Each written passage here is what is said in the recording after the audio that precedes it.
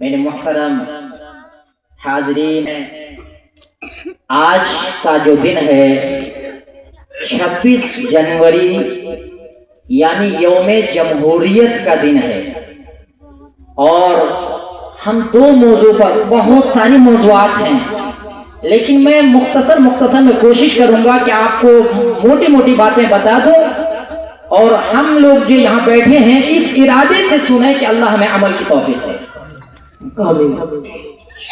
سب سے پہلے میں یہ بتاؤں کہ 26 جنوری جو آج کا دن ہے، آج ہم نے جھنڈا پھہرایا اور تمام ملک میں ہر برادری کے لوگ جھنڈا پھہرایا۔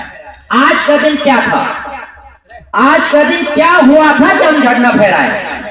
آپ میں سے ہم کو لگتا ہے کہ کسی کو صحیح طور سے معلوم نہیں ہوگا 26 جنوری کو جو ہم جھنڈا پھہرا رہے ہیں، کیوں پھہرا رہے ہیں، کیا وجہ ہے؟ کچھ تو جانکاری ہونی چاہیے نا۔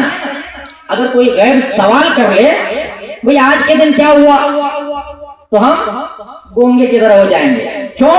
تعلیم کی کمی ہے۔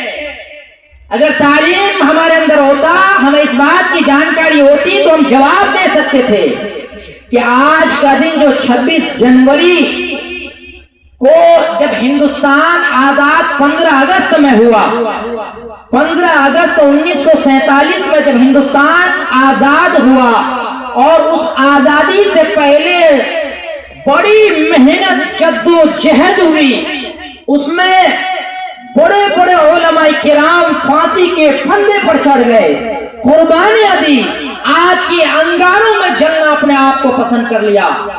1857 کی جنگ آزادی میں مسلمانوں نے اتنی بڑی بڑی قربانیاں دی ہے کہ 1857 کی جنگ آزادی میں ہی انڈین کے لوگوں کو آزادی مل جاتی، لیکن کچھ غداروں کی وجہ سے ہمیں 1857 میں فتح نصیب نہیں ہوئی، اپنوں کی وجہ سے، اپنوں کی غداری کی وجہ سے۔ آج بھی اس طرح کے لوگ موجود ہیں، سامنے ایک طرح پیچھے ایک طرح، تو ایسے ہی لوگوں کی وجہ سے 1857 میں ہم کو آزادی نہیں مل پائی۔ تو آزادی کے لیے جو ہمارے علماء کرام نے 1857 میں جو جنگیں لڑی، انگریز ان تحریک کو دیکھ کر کے آگ بگولا ہو گیا اور کہا کہ یہ جتنے بھی مولوی لوگ ہیں یہی پورے فساد کا جڑ ہے، لہذا انگریزوں نے حکم دیا کہ تمام مولویوں کو اٹھاؤ اور پھانسی کے تختے پر لٹکا دو، اور تمام گوڑے انگریزوں کے جتنے بھی افسران تھے ایک ایک مولوی کو پکڑتے اور پھانسی کے تختے پر لٹکا دیتے۔ کتابوں میں لکھا ہے، علماء فرماتے ہیں کہ دہکتی ہوئی آگ لے کر کے آتے، آگوں کو دہکایا جاتا اور علماء کرام کو لاتے اور لا کر کے پوچھتے کہ تم یہ بتا دو کہ 1857 کی جنگ آزادی میں ہم نہیں تھے تو ہم تمہیں چھوڑ دیں گے، صرف اتنا بولو کہ ہم نہیں تھے۔ لیکن علماء کرام جھوٹ زبان سے نکالنا گوارا نہیں کرتے تھے، حالانکہ چاہتے تو اپنے جان بچانے کے لیے بول سکتے تھے۔ آپ کا انگارہ سامنے ہے اور کہہ رہا ہے کہ دیکھو اگر تم بول دو گے تو کہ ہم شریک نہیں تھے چھوڑ دیں گے، نہیں تو اس آگ میں تمہیں ڈال دیں گے۔ ہمارے علماء کرام کہتے تھے ہماری چمڑی جل سکتی ہے، خاکستر ہو سکتی ہے، ہم اپنے بدن کی چمڑیوں کو جلنا تو گوارا کر سکتے، لیکن اپنی زبان پر جھوٹ بولنا گوارا نہیں کر سکتے کہ ہم 1857 کی جنگ آزادی میں نہیں تھے، ہم شریک تھے۔ پھر کیا تھا کہ گورے انگریزوں کے افسروں نے علماء کرام کو آگ کے انگاروں میں زندہ چلا دیا۔ کتابوں میں لکھا ہے کہ دلی کی چاندنی چوک سے لے کر کے خیبر تک کوئی ایسا درخت نہیں تھا جہاں پر علماء کو پھانسی میں نہ لٹکایا گیا۔ بات بہت لمبی ہے، مختصراً یہ ہے کہ جب 15 اگست 1947 کو تمام مذاہب کے لوگوں نے مل کر کے آزادی کی لڑائی لڑنے کے بعد آزادی ملی، اب بات آئی کہ بھائی آزادی تو ہمیں مل گئی، انگریز تو بھاگ گیا ہے، اب اس ملک کو چلانا کیسے ہے؟ اب اس ملک کو چلانا کیسے ہے؟ کیونکہ اس ملک میں ایک طرح کے لوگ تو ہیں نہیں، ہندو بھی ہیں، مسلمان بھی ہیں، سکھ بھی ہیں، عیسائی بھی ہیں، پارسی بھی ہیں، طرح طرح کے مذاہب کے لوگ ہیں، تو اب یہ ملک کو کیسے چلایا جائے؟ تو مشورے کے طور پر بھیم راؤ ڈاکٹر امبیڈکر نے سمویدھان کو لکھا کہ یعنی کن کن آدمیوں کو، کن کن لوگوں کو کس کس طریقے سے اس ملک میں رہنے کا ایک حق ہے۔ تو 26 جنوری کے دن یہ جو ملک کا آئین ہوتا ہے، قانون ہوتا ہے، یہ قانون 1950 26 جنوری کو ہندوستان پر لاگو ہوا۔ اسی لیے اس خوشی میں ہم 26 جنوری کو جھنڈا پھہرا کر خوشیاں مناتے ہیں کہ ہندوستان کے آئین نے ہمیں یہ حق دیا کہ ہم مکمل آزادی کے ساتھ نماز پڑھ سکیں۔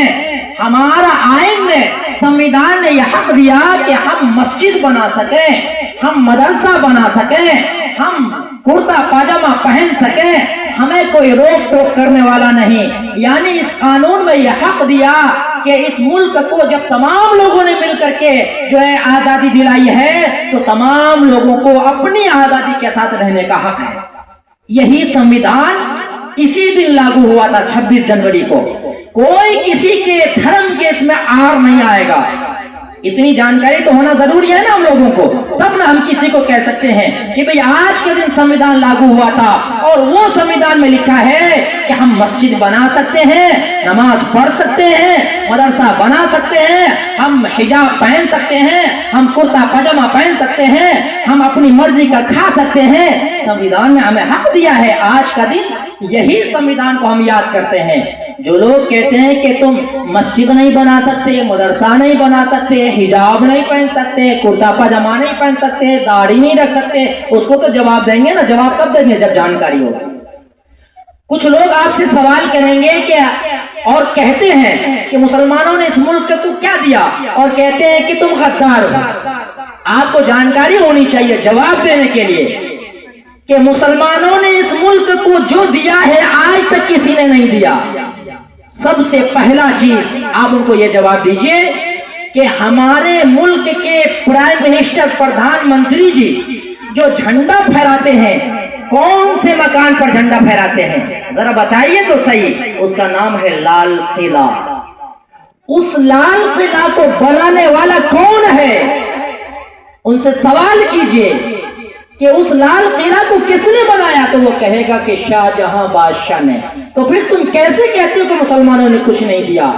اچھا یہ بتاؤ کہ جس تاج محل کو تم دنیا کے سامنے مثال پیش کر سکتے ہو اور کہتے ہو کہ میری انڈیا کے اندر ایک خوبصورت مکان ہے اور جس کے ذریعے سے تم اربوں اور کھربوں کی کمائی کرتے ہو، ذرا بتاؤ تو صحیح وہ کون بنایا؟ تو کہے گا کہ شاہ جہاں بادشاہ۔ تو پھر تم یہ کیسے کہہ سکتے ہو کہ مسلمانوں نے کچھ نہیں دیا؟ دلی کی جامع مسجد کس نے بنائی ہے؟ تو کہے گا شاہ جہاں بادشاہ۔ پرانا قلعہ کس نے بنایا ہے؟ تو کہے گا مسلمان نے بنایا ہے۔ اور جو ہے تاریخی مکہ مسجد کس نے بنایا؟ تو کہے گا کہ مسلمان نے بنایا ہے۔ تم اپنی بتاؤ کہ تمہارے جو ہے آبا اجداد نے کیا بنایا؟ تو کچھ نہیں ملے گا اسے۔ تو پھر تم کیسے کہہ سکتے ہو کہ مسلمان غدار ہے؟ ہم نے اس ملک کو سینچا ہے، ہم نے اس ملک کو سجایا ہے۔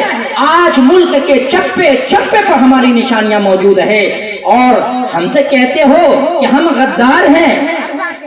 ہم اپنے وطن کے لیے خون کو نکالے اور اپنے وطن کے لیے، اپنے وطن کی محبت میں پھانسی کے پھندے پر چڑھنا ہم گوارا کر لیے، لیکن اپنے وطن سے کبھی بے وفائی نہیں کیے۔ تو 26 جنوری آج کا دن یہی تھا کہ سمویدھان بھارت کا قانون آج کے دن نافذ العمل ہوا۔ آج کے دن سے اس بات کے بارے میں اعلان کر دیا گیا کہ ہر مذاہب کے لوگوں کو ماننے کا حق ہے۔ اسی لیے ہم جھنڈا پھہرا کر خوشیاں مناتے ہیں اور 15 اگست کو اس لیے کرتے ہیں کہ اس دن ہندوستان آزاد ہوا تھا۔ چلیے اتنی تو بات سمجھ میں آ گئی۔ دوسری بات میں یہ عرض کرنا چاہ رہا ہوں کہ ہم اس دیش کو آزاد کرنے کے لیے زیادہ تر علماء کرام تھے، لیکن آج آپ اپنے اسکولوں میں دیکھ لیں، علماء کرام کا نام لیا جاتا ہے، بھلا دیا، کتابوں سے ہٹا دیا گیا۔ آج ہمارے بچوں کو اگر کھڑا کر دیا جائے بیٹا بولو کہ ہندوستان کی آزادی میں کن کن مسلمانوں نے قربانی دی، ایک دو مشکل سے گنا سکتے ہیں، باقی سب زیرو، کیونکہ اسکول میں اس کو ختم کر دیا گیا تاکہ مسلمانوں کا تذکرہ تک نہ رہے۔ کہاں چلے گئے؟ سب سے پہلا فتویٰ دینے والا انگریزوں کے خلاف شاہ عبدالعزیز محدث دہلوی رحمۃ اللہ علیہ۔ کہاں چلے گئے؟ مولانا قاسم نانوتوی رحمۃ اللہ علیہ، جنہوں نے انگریز کے مقابلے کے لیے دارالعلوم دیوبند جیسے ادارے کو قائم کیا۔ کہاں چلے گئے؟ حاجی امداد اللہ مہاجر مکی، جو توپ کے سامنے انگریزوں کا کھڑے ہو گئے، کہنے لگا اگر تمہیں گولی مارنا ہے مار دو لیکن میں حق سے نہیں ہٹوں گا۔